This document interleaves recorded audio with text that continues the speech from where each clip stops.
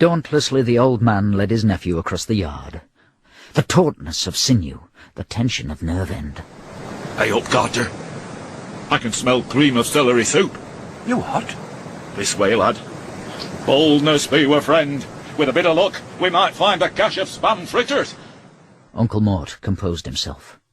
He turned his cap back to front. He covered his mouth with his muffler. He breathed in deeply and slowly. He drew up his walking stick to his hip, ferrule pointing bold and cunning into the darkness. Right then, lads! Charge! With a roar and a bellow, he hurtled into the room where the light glowed and the soft mice scampered.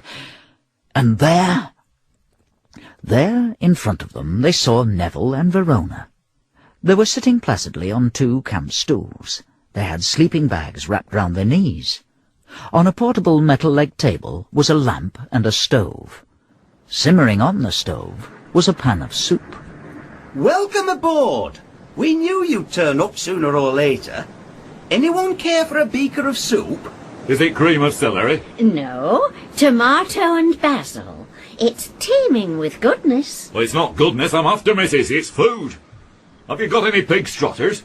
Oh, no, nothing like that. Aye, well, there's no need to panic, missus. We'll post sentries and pickets and send out scouting parties in search of food. But we've got food here. Oodles and oodles of it. You're most welcome to share it with us. What have you got? Watercress sandwiches in wholemeal bread, fig cutlets, cottage cheese flan... That's all right, and... missus. Don't bother no more. I'll wait till the boatman comes and have a good suck at his sea boots. But the boatman won't be coming. What? He'll never get in a storm like this. We'll have to wait while morning. Does that mean we're stranded? That's right. There's no need to worry. We're old hands at being stranded, aren't we, Verona? Oh, yes. We've been stranded in a hut on the Cairngorms. And in an ice hole on the Matterhorn. 3 days we was there. Conditions was terrible. Howling gales, biting cold. It froze all the pages of me library book. Talk about deprivation. Deprivation?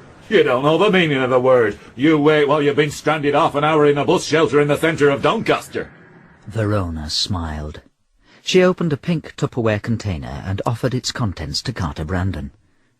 Soon he was chomping through sago tartlets, date and sunflower seed crunchies, and compote of celery and rhubarb. Are you sure we can't tempt you to something? Perfectly sure, missus. If I get into a tight spot, I'll eat me underpants.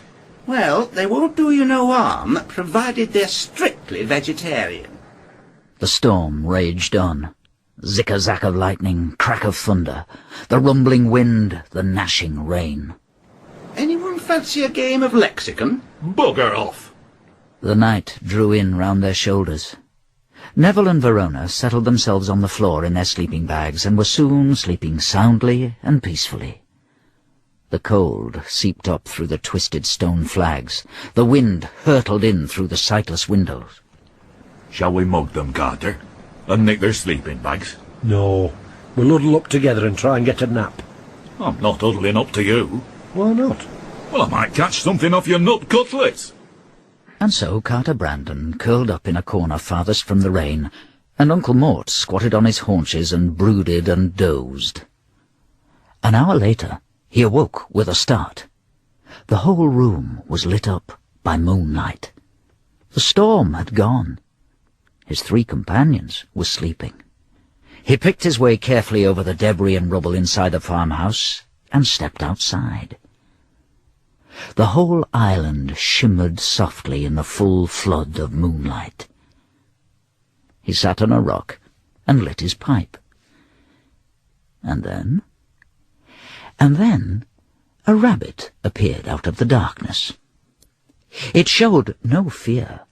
It hopped towards him softly and sat down on the turf and stared deep into his eyes.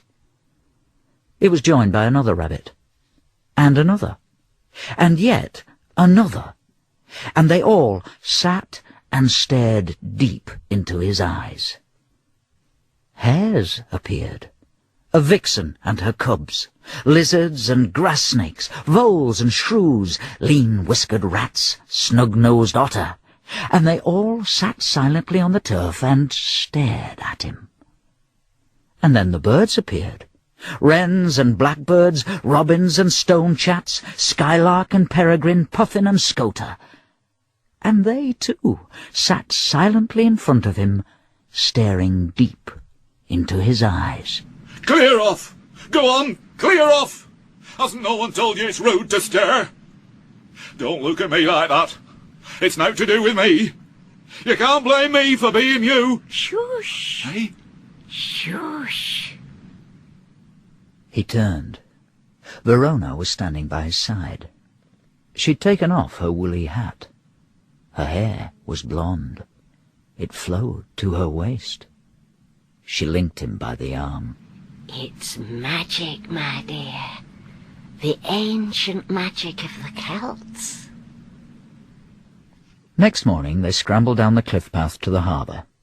They did not have to wait long for the boatman. He helped them aboard, and they set sail for the mainland in calm seas, free-booted with porpoise and lunging gannet. Carter? What? Isn't it funny? In what funny? Well, it's funny that this is the first day out we've had when nothing funny's happened to us. Legend has it. Shut up. It's nought to do with me.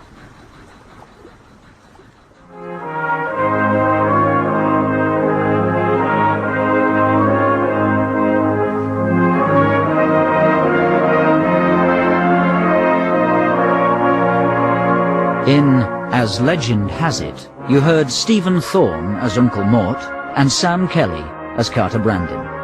Verona was played by June Barry and Neville by Stuart Organ. The narrator was Christian Rotzke. Uncle Mort's Celtic Fringe was written by Peter Tinniswood and produced in Bristol by Pete Atkin.